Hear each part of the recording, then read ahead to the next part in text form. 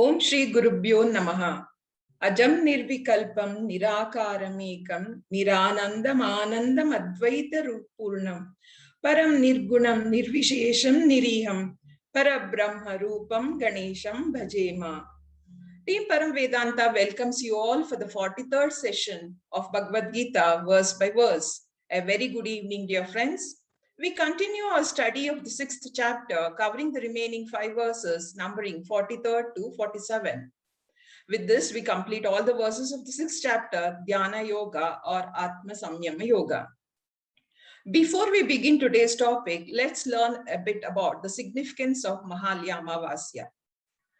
India's ageless culture brims with a number of spiritual facets. Mahalya Amavasya is one of the most essential and auspicious days for those who seek to offer gratitude to their ancestors called Pitru. The dark fortnight of the Bhadrapada Masa is known as the Mahalya Paksha, or the fortnight particularly holy for offering oblation to one's departed ancestors. The last day of this period, the new moon day, is considered to be the most important day in the year for performing the obsequies on rites. It falls on the 6th October this year, that is the day after tomorrow. The Pitru Paksha has already started and culminates on that day. It is believed that the Pitru Paksha fortnight is a time of heightened awareness as the energies of disembodied beings hangs alive in the air during this time.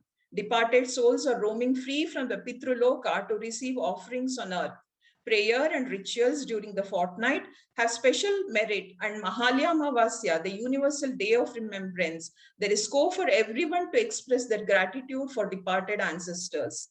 Mahalya is made of Maha meaning great, and Alaya meaning a place. Similarly, Ama of Amavasya means together, and Vasya means to dwell. It means it is the great universal period where all the ancestors of families come for accepting the offerings from their families. You will be providing peace and gati, that is the forward momentum to the souls, when you make offerings and shraddh on Mahalya Amavasya. This happens to be one of the 5 Mahayagnas, that is Pitru Yagna. Moving on to today's session, Krishna said, without Vairagya, meditation cannot be successful, and without meditation, Vedanta cannot be assimilated, and without assimilation, we would not get full benefit of Jivan Mukti. And as we see, meditation is a very important sadhana in achieving the ultimate goal.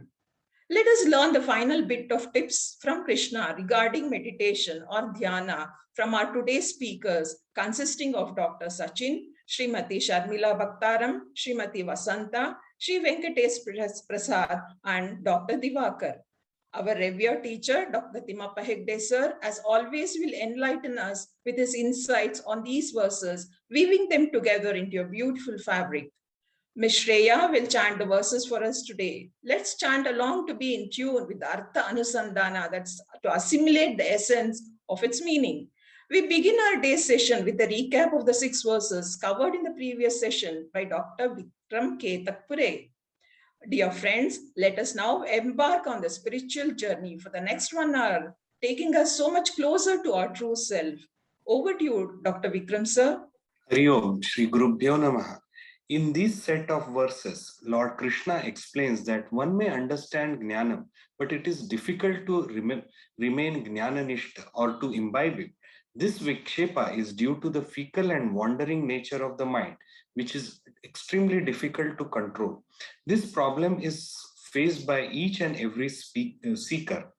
A systematic approach has been proposed in chapter 6. Now the question is how to overcome this obstacle of Vikshepa and control the mind. The first thing is to accept that there is a problem. Only then help will follow. 2 disciplines are recommended here, Abhyasa and Vairagyam. Viveka Abhyasa, the mind stays focused on things which it is interested in. Practice discrimination between good and bad. Develop healthy habits. Naturally, the dependence on unhealthy habit reduces. Ultimately, there is Nitya Anitya Viveka. Second is Vairagyam, giving up emotional dependence on worldly thing. This is Vairagyam. Next slide. In verse 37, Arjuna asks a genuine doubt, which is true for all seekers. Arjuna is diffident and pessimistic that despite all his best effort, what if he does not attain moksha? A person on spiritual path who does not attain moksha is referred to as yoga bhrashta here. This failure can be due to lack of effort or maybe result of various factors like adi Adidaivika Pratibandha, Adibhautika Pratibandha, Adhyatmik Pratibandha. Arjuna is worried if he does not succeed in getting Jnana Phalam, does it mean all his efforts are going to be futile? Next slide. In verse 38, Arjuna imagines a seeker who is on path of Jnana Yoga has given up his Swadharma and Nitya Naimittik Karma. So Arjuna assumes that since there is no karma, such a seeker is not accruing any punya. A person performing Swadharma and Nitya Upasana will get enough punya for Swarga Prapti. Is there a risk that a Yoga Bhrashta will lose on all fronts? No karma phalam, no jnana phalam. Arjuna is comparing this to a small cloud which is separated from the main cloud mass and risk dissipation. It is like a Trishankhu Avastha, which really scares Arjuna. In verse 39, as we have seen earlier in the Gita, despite best efforts by Lord Krishna, Arjuna gets confused and agitated. But as a good student, he surrenders to his teacher, Lord Krishna, knowing well that Lord alone can pull him out of this confusion and pessimism. He is only one who has a Paurusha knowledge about this and the next Janma. Next slide. In verse 40, Lord Krishna, as a teacher, clarifies the doubt once again. He starts by consoling Arjuna that there is no need to worry. Even for Yoga Bhrashta, Krishna assures that there is no spiritual fall for a person on a Jnana Yoga path in this Janma or even after death. Swamiji explains further, every activity has a Mukhya Phalam or the main benefit and a secondary benefit or Avantara Phalam. A Jnana Yogi may not be performing karma, but he is involved in Vedantic Shravanam, Mananam and Nididhyasanam, due to which he continues to accrue punya. According to Gita and Shastra, listening to Vedantic verses, even without understanding, is a punya karma. Even if he does not attain Mukhya Phalam of moksha in this life, due to punya of Jnana Yoga, there is no downfall for him. In fact, he attains higher loka after death. Next slide. In verse 41 and 42, Lord Krishna further clarifies that what happens to Yoga Bhrashta after death? He has accrued enough punya by Vedantic Shravanam so that a righteous person on a spiritual path attains Svargaloka or higher lokas and continues to stay there for a long period of time. Not only that, for a righteous person, the Lord gives an assurance that in next birth, he will be born in a prosperous and cultural family. Conditions would be created for him to complete the spiritual progress and move towards Jnana Phalam. Both factors are important. Affluence so that the person does not have to struggle for basic needs of life and devote time towards spiritual progress. Cultured family also as is important as to promote and inculcate values early in life. Hence, both the assurance. In verse 42, Lord Krishna further says that there is a rare possibility of person getting birth in a family of a Jnani. This is a unique opportunity. Thus, the person will be blessed with a rapid progress on the spiritual path. There is no need to find a guru. Mother or father are Jnani and gurus. But such janmas are rare because Jnanis are rare and Gruhastha Jnani are even rare. In summary, Arjuna is diffident about attaining spiritual growth. He is worried that Jnana Yoga path he will not get punyam and attain higher loka, so may not attain moksha in this life. He would end up on losing on both sides. Lord Krishna assures that there is never a loss on spiritual path. There is Vedanta Shravanam is a punya karma. Yoga Bhrashta sounds very sinister, but it simply means a person on a spiritual path did not succeed in achieving moksha in this life. However, he attains Svargaloka after death, and conditions are enabled for further spiritual progress and moksha prapti in next birth. Yoga Bhrashta of this life is a spiritual genius of next life. Does the person has to start all over again in the next birth? That we will see in today's class. Hari Om. Thank you, Dr. Vikram, for giving us a nice recap of the verses that we studied in the last class. The theme was about Yoga Bhrashta, a very relevant question which applies to all of us, which Arjuna asked on behalf of all of us. Krishna has given a very reassuring answer, which a theme that we will continue in this class, that we don't have to worry, don't be diffident, be very optimistic on the spiritual path, that all will be well and all shall be well. Sadashiva Samarambham Shankaracharya Madhyamam Asmadacharya Pariyantam Vande Guru Paramparam.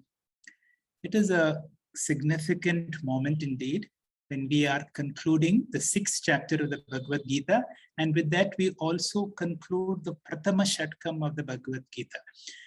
We are going verse by verse, and when we are studying each verse in its entirety, and we are getting an understanding of the Gita like never before, our profound namaskaras to all our gurus for giving us this opportunity. As we are concluding the 6th chapter, let us be very clear about these terms, what they mean, because they are all related to meditation. Upasana is a form of meditation which is done before studying the Vedanta, where I'm able to train my mind to be available for me for as long as I want. One of the best forms of Upasana is Mantra Japa, example, Shri Ram, Jai Ram, done over a length of time. Once my mind is prepared and the teacher gives me spiritual wisdom, now I reflect on the words of the teacher to internalize. And Nididhyasanam is a form of meditation after Vedanta Shravanam and Mananam. So who is the candidate for Vedantic meditation or Nididhyasanam? Is one who has gone through Shravanam and Mananam. His doubts are now clear. He is clear in his mind, like in Manisha Panchakam, Yesha Mama Manisha. Brahma Satyam Jagan Nitya is clear. Aham Brahmasmi. I completely trust the teacher, although my experiences are limitation, but the teacher has told me I am that. And this is what I want to meditate on. And the fact that the world around me is not as real as it is.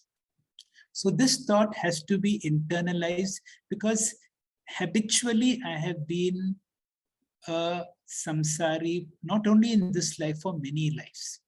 Once this fact is clear, even in very provoking situations, when are we provoked tremendously, whenever we are insecure, whenever somebody criticizes us, particularly if it is a false criticism, there is a tendency to defend yourself. There is a tendency to be very upset. Why is somebody doing this for me? Remember to dramatize that I am Brahman, I am Atma, I am limitless. I am playing a limited role in a very difficult situation. Also, remember the byproduct. The byproduct is I am in reality akarta and therefore a bhokta. My real nature is nityaha, shuddhaha, buddhaha, muktaha. I am asangaha, asangaha. Now, once you know the meaning of asangaha, then you know that anything that happens to all the 5 important anatmas. What are the 5 important anatmas? My body, my mind, my family, my possessions, my occupation, my job. These are the important anatmas. Along with that come everything else. Repeatedly tell yourself, anything that happens to any of these 5 things cannot really affect me, because the Atma has no real relationship with Anatma. The Atma is asangoham, asangoham. Once this knowledge is clear, Krishna wants to turn our attention to the divinity within us. Krishna has told us, that will come in the next chapter, Mattaha parataram nanyat kinchidanti dhananjaya, my sarvam idam prottam sutre manigana eva. The essential thread that connects me to everything else is the Sri Krishna principle, which is there outside me, which is there within me. Because of the din of my activity, because my mind is always doing something or the other, that noise, external and internal, manages to silence the voice of God within. And therefore, through meditative processes, I need to be able to silence my mind and sit in a comfortable position, reduce all activity, reduce port, possessions, obligations, relations, and transactions. Meditation can be done, or Vedantic meditation can be done only by a mental sannyasi. So during meditation, I have no possessions, no obligations, no transactions, no relations. I have no agenda whatsoever. My only agenda is to relish in my whole being. Once I discover that inner voice, once I hear that sound of silence, that omkara that is there within me, once I have got it, then I am ready for open eye meditation. I walk in and through the marketplace. I walk through the din of traffic. I walk through all humiliating situations, but I keep up the flame of the Atma Tattva within me. Vedantic meditation is God-centric, whether it is mantra japa or in nididhyasanam. We always need to feel the current. It may not be Sri Krishna as a person, but Sri Krishna as consciousness, Sri Krishna as existence, Sri Krishna as limitlessness. Swami Dayananda repeatedly tells us, as I am speaking, are you aware of that principle within you because of which you are listening? Meditation is seeing the seer. Why I am not able to see the seer? Because the mind, which is full of vasanas, which is full of my ego, comes in the way. The mind is very useful, but the mind can be a barrier. So all our techniques of meditation are training the mind to let go of the mind when the mind is not required. And when I have to plan, when I have to program, when I have to do something, I use the mind. Just like when I need my mobile telephone, I use it. When I don't want to be disturbed, I keep it in a silent mode.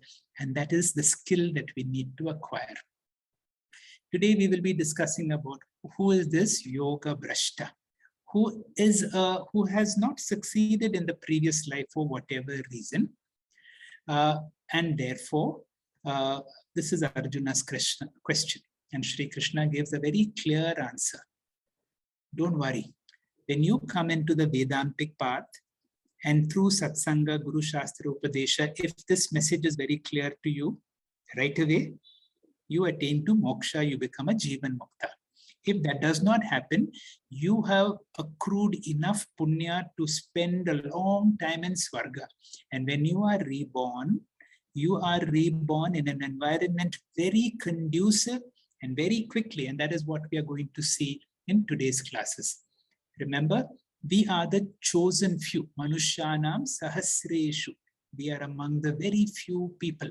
And therefore, among those few who attain to knowing God completely, yatatam api siddhanam kaschin mam veti tattvataha. Only 1 in a million, and I'm going to beat that. Why? Because 3 things which are very difficult I have. Manushatvam, mumukshutvam, mahapurusha.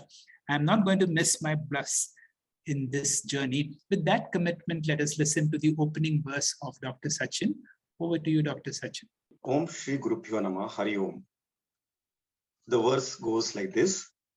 Tatram tam buddhi samyogam labate paurvadehikam yatate cha tato bhuyaha samsittau kurunandana.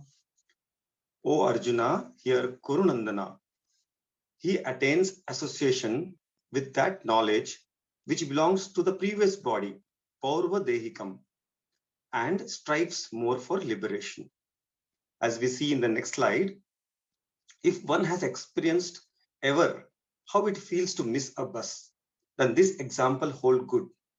Missing the moksha bus is like being a yoga brashta, so near but yet so far. We have already seen this in the recap. In this verse, we see what assurance Bhagwan has to offer to all of us. In the next slide, we see Buddhi Samyogam Labhathe. Buddhi here is Vasana, which we all carry not from this janma, but many such janmas before, the good as well as bad. If we might be yoga brashta in this janma, we have seen from the recap, this Shubha Vasana would be carried in the next janma also. And that means the Buddhi Samyogyam Labhate. Let's see with an example of a candlelight in the next slide. So, like a candle is lit in the last janma, we have lit the candle or the flame of mumukshitvam in ourselves. And so, we don't have to start from the scratch. We will be assured by Lord himself that in the next janma, we get birth in some yoni, in some family which is already tuned towards the Lord. Also, there is a small warning in this. We see in the next slide. Let not this flame be extinguished due to any external forces, like a strong wind, the strong negative emotions, or the apprehensions, and the low self-esteem are like these strong forces which might be the reason to burn out the flame. So keep the good work going, push to the limits in this very janma, which you have got, like we see in the next slide with an example of a cyclist. The cyclist paddled very hard to reach up to the hill. And once the steep path is done, he did not paddle at all. This samsiddhi, this potential which you can gather will make your journey in the next janma faster and much more easier towards moksha. That's the ultimate assurance, guarantee given by Lord Krishna here. As I would like to bring back the bus example in my last slide, rather than thinking that I would be missing on the last bus in this birth, let's reflect that we are samsiddho, the spiritual seekers. All of us are in satsanga who have got a rebirth now. And we might really have missed the bus last time, who knows? So in this very journey, the spiritual pursuit which we are going through shall culminate in success. And that success is moksha, guaranteed by Lord himself. Hari Om. Thank you, Dr. Sachin, for giving us a very strong message that all of us are yoga brashtas. Believe me, if we were not yoga brashtas in the previous life, we would be doing many other things in this life right now, rather than listening to these verses of the Bhagavad Gita, because of the Shubha Vasanas of the previous life. And for some reason, we missed the bus. We have got this rebirth, this opportunity to study Vedanta right now, and we are not going to miss the bus this time. So this is a strong message. So once a Gita verse has been explained to you, what do we do? Through the explanation of the verse, we will get 25% understanding. Then when I studied again, another 25%. The methodology in Param Vedanta is each of us teaches the others. When you teach somebody, the message of the verse comes to 75%. And then when you are with that learning for some more time, then afterwards, the verses give a deeper meaning. Pauro Dehikam. That means the previous body. Previous body is our Sukshma Sharira. The gross body disintegrates here. The subtle body is the one that travels. And because of the good vasanas of our previous life, a person now is a yoga brashta. He will yatate, he will put his efforts in the right direction and attain to samsiddho. Tatra, that means because of these two kinds of birth. In the last class we mentioned Suchinam Shrimatam Gehe. That means in a cultured family, in a prosperous family, or in a family of yogis, or in a realized person. A person is able to gain that wisdom that a person has worked in his previous life and is able to strive in the right direction towards enlightenment in this life. Continuing the same theme will be explained by the next verse by Sharmila. Over to you, Sharmila. Gurubhyo Namaha. Verse 6.44 is a continuation of the previous verses, where Lord Krishna is responding to Arjuna's pessimism, expressed in verses 37, 38, and 39. Verses 40 to 46 is Krishna's response to Arjuna. In this verse, Sri Krishna explains to what extent the Yoga Bhrashta is influenced by the spiritual vasanas from his previous life.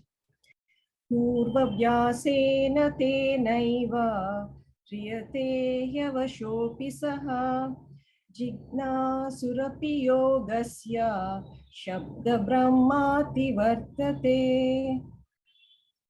Though not willing, he is drawn towards yoga because of that very previous practice.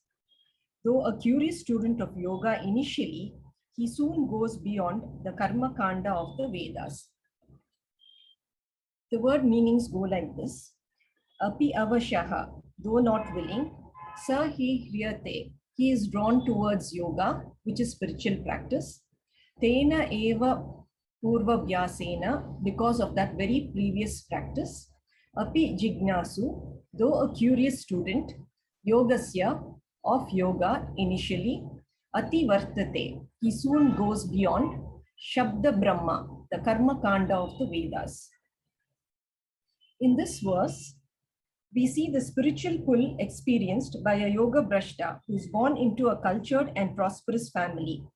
Even if he is unwilling to go on the spiritual path because of outside pressures, or if he himself wants to turn towards the materialistic world, he will not survive there for long, as the pull of the spiritual world is very strong for him. Throughout history, we find princesses and wealthy people who have renounced the world and become self-realized. Lord Buddha is one such example. Another example is Sri Aurobindo. His parents did not want him to learn Indian culture, so they sent him to England to protect him from this culture. But his spiritual vasanas were so powerful that he returned to India, where he became a yogi. Swami Chinmayananda says that spiritual maturity is not a revolution, but an evolution. You cannot force your children to learn the Gita. You can only provide the right conditions to create the interest. On the other hand, the yoga bhrashta may start attending satsangs initially out of curiosity, but is unknowingly sucked into this path because of his previous spiritual practices, and there is no stopping him. Swami Paramatmananda Ji says that there are three types of people. The first type is like camphor. When camphor is taken near the fire, it gets ignited immediately. The second type of person is like the coal, which has to be kept in the fire and fanned till it gets ignited. And the third type of person is like a banana stem, which will not catch fire, but will put out the flame available. So in some cases, the yoga bhrashta is like a camphor where you show the flame and there is a conflagration. So what is the meaning of Shabda Brahma? It is a technical word for Karma Kanda of the Vedas. Karma Kanda is the ritualistic practices and ceremonies which give Anitya Phalam. Shabda Brahmati Vartate is transcending the Karma Kandas. And transcending Karma Kandas is coming to Jnana Kandas. And transcending the Karma Kandas also means getting Nitya Phalam. So Shabda Brahmati Vartate means attaining moksha. So in conclusion, Shri Krishna reassures Arjuna that in accordance with the law of karma, the spiritual assets earned in the previous lives by the unsuccessful yogi are transferred to the next life, as the spiritual vasanas are not destroyed or lost. Thank you, sir. Hari Om. Thank you, Sharmila, for a nice explanation of this verse. And I am so fortunate to come across so many in Param Vedanta who are like the camphor, who have just been ignited. And I'm able to see the transformation in people who are now able to explain these verses which are originally in Sanskrit uh, in a manner so clear, to be able to chant it so well and to explain it the way it should be explained. Purva abhyasena tenaiva, because of my effort in my previous life. Hriyate, a person is drawn, avashapi, helplessly.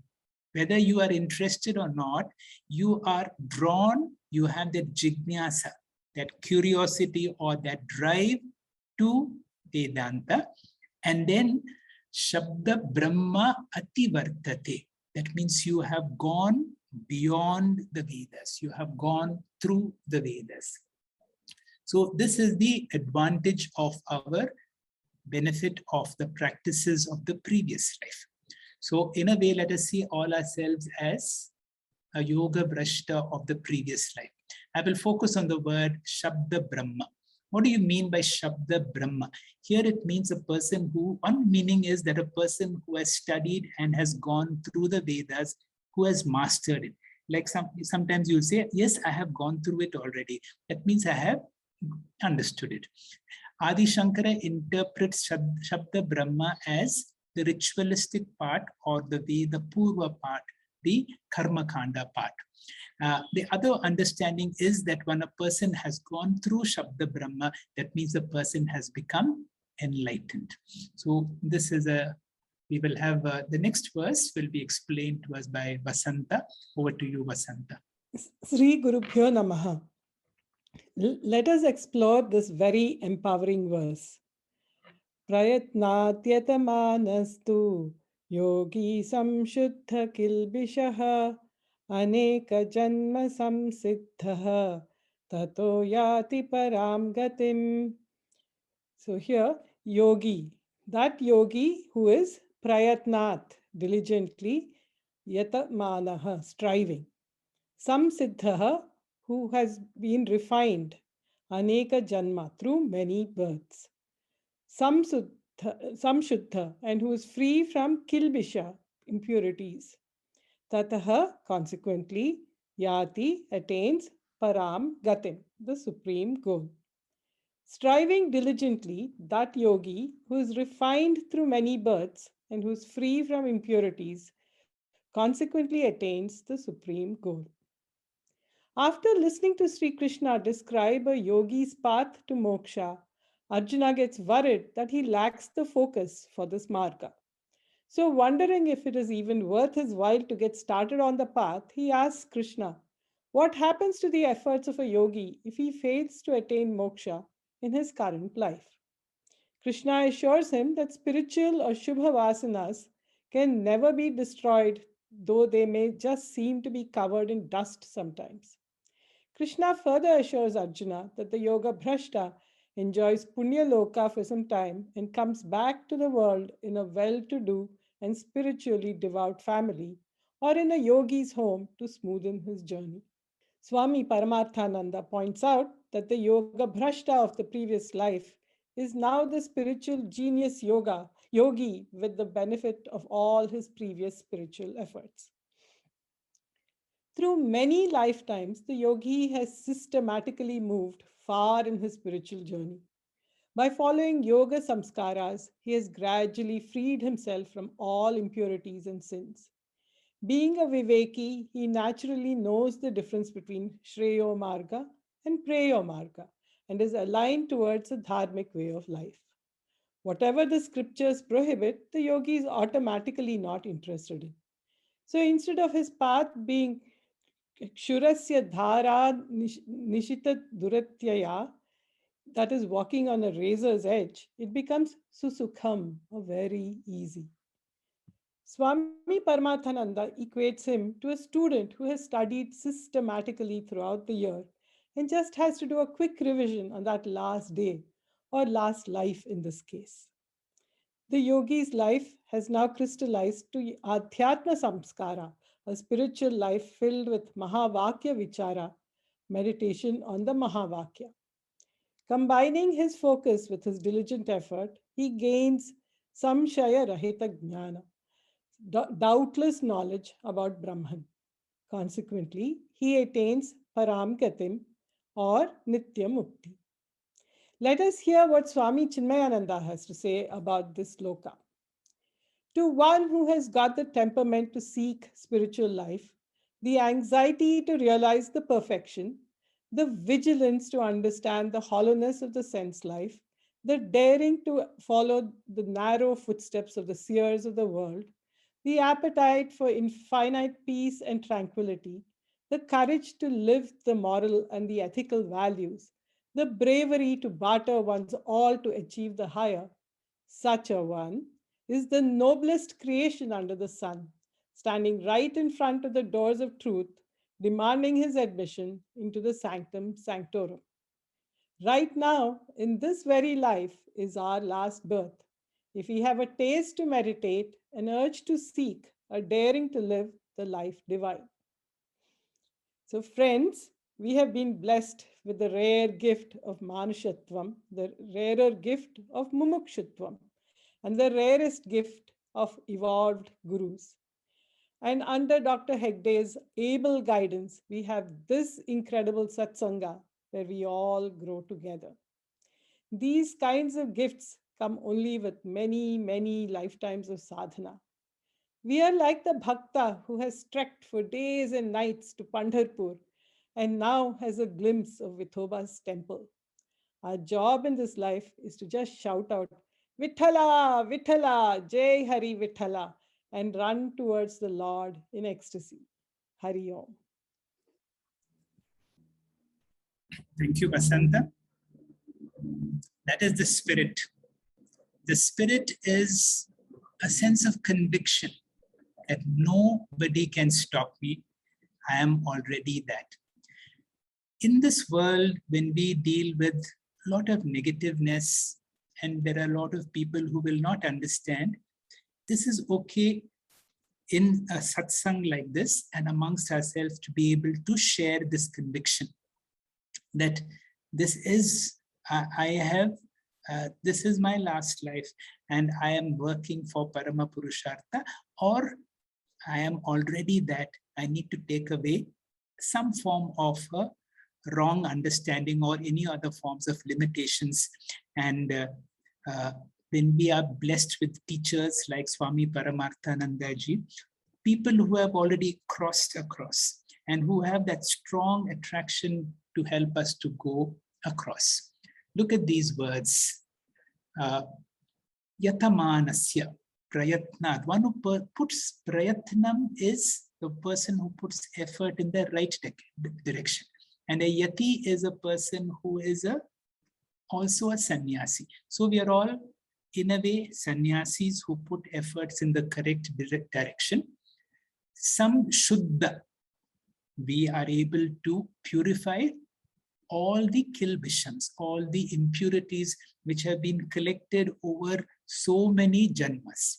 And once all these impurities, this is such a beautiful verse, because all we need to do is to remove the false notions which are the impurities. Damalam through Karma Yoga, the Dikshepa is removed through Upasana, and the ignorance or the Avarana is removed through Dhyana Yoga. So once these three coverings are removed, Param Gatim, there is nowhere to go because I have already reached home here and now. Another beautiful verse. And with this, we come to the end of the Yoga Brashta topic. We have two more verses where Krishna will slightly take us on a tangent. Venkatesh Prasad. Thank you, sir. Shri Gurubhyo Namaha. The entire 6th chapter on Dhyana Yoga consists of 6 topics: Bahiranga Sadhana, Antaranga Sadhana, Dhyana Swarupam, Dhyana Phala, Dhyana Pratibandha Parihara, and the 6th one is the deviation born out of Arjuna's pessimism and is called Yoga Brashta. Next slide, sir. Swami says, with the answer Krishna has given to the question on Yoga Brashta, Arjuna can shed his pessimistic thought because the minimum you are going to get out of spiritual practice is Svarga. And the maximum you are going to get is moksha in this janma or in the next janma. Suppose somebody asks, what if Purva Sanchita Papa Karma intervenes? Shastras say, even if there are some Sanchita Papams, this spiritual samskara is so powerful that it gives a stay order to Sanchita Papams. Spiritual samskara of this janma can keep Purva Janma Sanchita Papa at bay, but will not destroy. To destroy, one needs Jnanam. Therefore, in the next janma, he will directly go to the spirituality. With Janma, Jnanam Sanchita Papa will be destroyed. We say in Lingastam, this is the same thing. Sanchita Papa Vinashana Lingam Tat Pranamami Sada Shivalingam. Thus, attaining moksha is certain in this janma or in the next. Do not ask when. Enjoy the journey like you enjoy reading every page of a book instead of going to the last page at once. After covering all these 6 topics, Krishna is back to the main topic of meditation in 46th and 47th verses before concluding the 6th chapter. Tapasvibhyodhiko yogi, gnanibhyopi matodhikaha, karmibhyaschadhiko yogi, tasmad yogi bhavarjuna. Dhyana yogi is greater than tapasvis. He is considered even greater than Jnana yogi. Dhyana yogi is greater than karma yogi also. Therefore, become a Dhyana yogi, O Arjuna. As we go to the next slide. So, in these 2 verses, Krishna is glorifying Vedantic meditator so that when the meditator is glorified, the meditation is glorified. Therefore, he talks about many sadhakas and he says, among all the sadhakas, the greatest one is Vedantic meditator because he is on the threshold of liberation. And all these sadhakas he calls by the name yogi. And who are these various yogis? Krishna enumerates tapasvinaha. Tapasvis are those seekers who are committed to upasana. Spiritual seekers, spiritual aspirants, tapasvis, saguna upasakas. They are one group of seekers. Then jnaninaha. Jnanis are those who are committed to Shravanam and Mananam. So Shravana, Manana, Kartaraha. They are another set of yogis or seekers. And then who are the third one? Karmibhyaha. Karmis are those who are committed to Karma Yoga. And finally, the fourth one are those who are committed to Nididhyasana or Vedantic meditation. So Karma, Upasana, Shravanam, Mananam, Nididhyasanam. These are the 5 steps in that order. In whatever step you are a yogi. But among all these yogis, Krishna says those who are in the Nididhyasanam level, the 5th and final step are the greatest because they are closest to the destination. And they have already crossed the first 4 stages and their next step is moksha, the destination. Krishna says, tapasvibhyodhika yogi. Yogi means Vedantic meditator. Nididhyasana meditator is superior to Saguna Upasaka. Jnanibhyaha abhi yogi adhikaha. He is superior to even Jnanis who are at the Shravana Manana stage. So, Jnanibhyaha api Shravana Manana Kartatvaha api yogi Nididhyasaka adhikaha.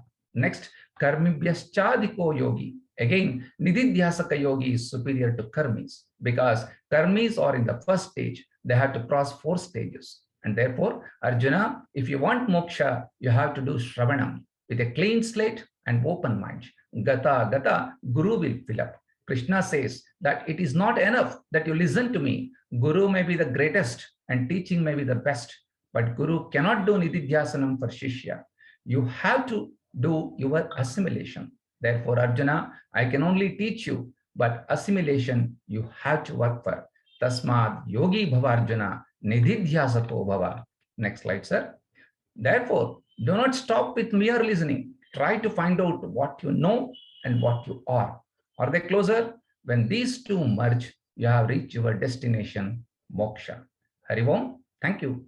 Thank you, Venkatesh. That was a presentation with clarity and conviction. And when you are so convinced, people around me look that we are a little mad. Swami Paramatmananda says, if you are on the right path when others around you think that you're a little off track. So let us not be too worried about people around us. After all, we know how to dramatize. Externally, we can be like normal human beings, but internally, we know that we have a very clear path in this life and we are very committed. So work on two things: clarity in your goals and conviction that I'm going to work for it.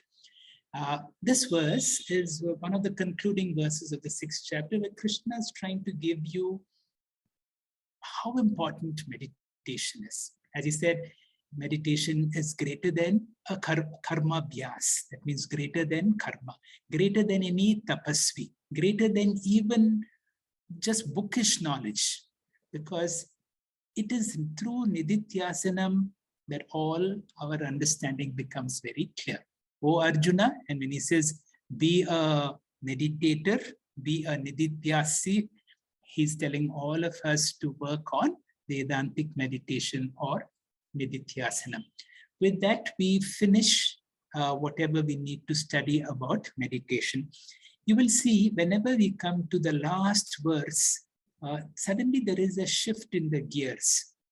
Because the Krishna now preparing us for the next topic, and not only the next topic, we have a big jump from the 6th chapter. We are jumping to a new Shatkam. What is that? We have Dr. Gautam Devakar, who has been away for some time from our presentations. Welcome, Dr. Gautam Devakar.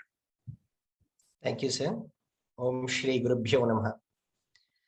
In the verses 46 and 47, Krishna concludes Vedantic meditation Nididhyasanam by glorifying the Vedantic meditator. He says, amongst all the sadhakas, the greatest one is the Vedantic meditator.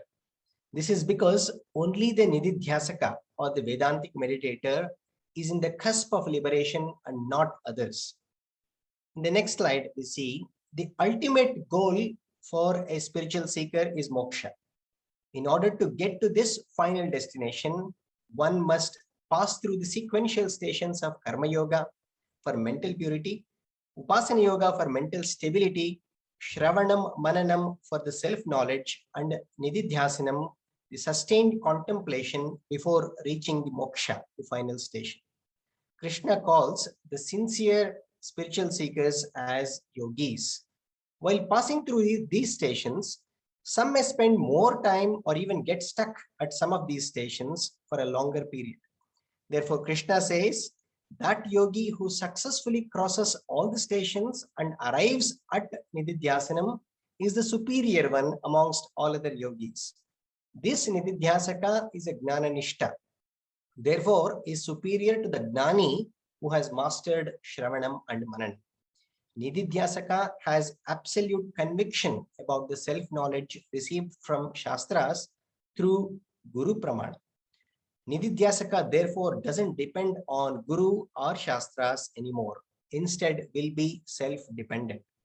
This Vedantic meditator continues to assimilate the acquired Aham Brahma Asmi, Gnanam, at all times and at every breath.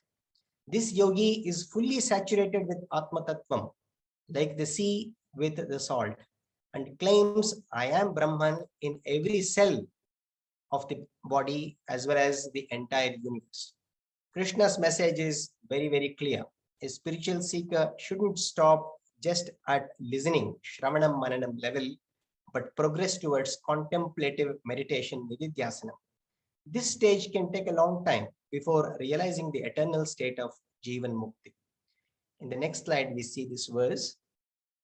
Yoginam api sarvesham madgatena antaratmana shraddhavan bhajate yo mam same yukta tamo mataha. Here Krishna says, Yaha madgate antaratmana shraddhavan mam bhajate. One who meditates on me, mam referring to Atma. Krishna has made it very clear previously that God is the very Atma and not a person located at one place. So one should meditate on Atma. Atma samstam manakritva na kinchidapi chintayet. Also in the 13th chapter, he reiterates, Kshetragnam chapi mam vidhi sarva kshetreshu bharata. Krishna is nothing but the consciousness principle in everybody. So an advanced spiritual seeker should meditate on Krishna as Krishna Paramatma, which is Sachidananda Atma. So yaha madgatena mam bhajate. One who constantly meditates on Atma with all Shraddha, all the faith, Shraddhavan, and the mind which is totally absorbed in Atma Tattvam, madgatena antaratmana. Antaratma is the mind. Only then the Gnanam can become Gnananishta. And this continuous contemplation leads one to Jivan Mukti, the total liberation or moksha. This yogi with the mind absorbed fully in Atma Gnanam, that is with total concentration and strong commitment on me, the Paramatma, is the greatest sadhaka or yogi amongst all the yogis. Saha yuktatamaha sarvesham yogina. With this, Krishna completes the most wonderful and practical chapter, Atma Samyama Yoga or Dhyana Yoga. With this, we complete the first Shatkam also. Hari Om, Shri Gurubhyo Namaha. Thank you, Dr. Divakar, for another very excellent presentation of the concluding verse of the great 6th chapter, which highlighted the importance of Nididhyasanam or Vedantic meditation, and also brought us to the end of the Prathama Shatkam of the Bhagavad Gita. And this verse in particular is a verse that we need to reflect on, study properly, as nicely explained by Dr. Divakar. We need to understand our true nature. The nature of Shri Krishna is our true nature. That is our Atma Tattva. And then through Shraddha, we need to be able to worship. Sarvesham Yoginam. That means all of us now, yogis, the meditators, Madgatena. You have to enter into me, Antaratmana, your own inner selves. That means we need to be able to discover and see our own inner selves. How? Shraddhavan, through Shraddha, and Bhajate Mam, who worships. And such a person becomes an accomplished meditator. He becomes a Yuktatma and is able to attain to Paramapurushartha or Moksha. So this is a preparation for the next Shatkam, where all the chapters from the 7th chapter, the 9th chapter, the 10th chapter, the 11th chapter, culminating in the 12th chapter of Bhakti, is about Bhakti. How? Through Jnanam, through a greater understanding of God. So before we enter into the 7th chapter, we will have a celebration of the 6th chapter in the next class on the 8th of October. Then we will have 5 of our speakers who will summarize the whole chapter once again. So we will quickly look through this beautiful 6th chapter so that we have understood each verse of it. We'll conclude today's class by with Shreya chanting these verses, the last 5 verses of this chapter. Over to you, Shreya. Hari Om, Shri Gurubhyo Namaha. Tatratam buddhi samyogam labhate paurvadehikam yatate chatato bhuyaha samsiddhau kuru nandana purvabhyasere naiva hriyate yavashopi saha jignasurapi yogasya shabda brahmati vartate prayatnadyatamaanastu yogi samshuddha kilbishaha aneka janma samsiddhaha tato yati param gatim tapasvibhyodhiko yogi jnanibhyopi matodhikaha karmibhyaschadhiko yogi tasmad yogi bhavarjuna yoginamapi sarvesham madgatena antaratmana shraddhavan bhajate yo mam same yuktatamo mataha. Om Tat Saditi Srimad Bhagavad Gita Su उपनिषत्सु ब्रह्मविद्यायां योगशास्त्रे श्रीकृष्णार्जुन संवादे आत्मसंयमयोगो नाम षष्ठोऽध्यायः। हरि ओम श्री गुरुभ्यो नमः। Hari Om. Thank you, Shreya, for such a beautiful, soulful chanting. We could experience the amalgamation of bhava, bhakti, raga, and a free flow of words. God bless you. A sincere thank you to Dr. Timmappa Hegde sir for throwing light on the depth of these verses and giving us a glimpse of how we can adapt them as a means of moving ahead towards our goal.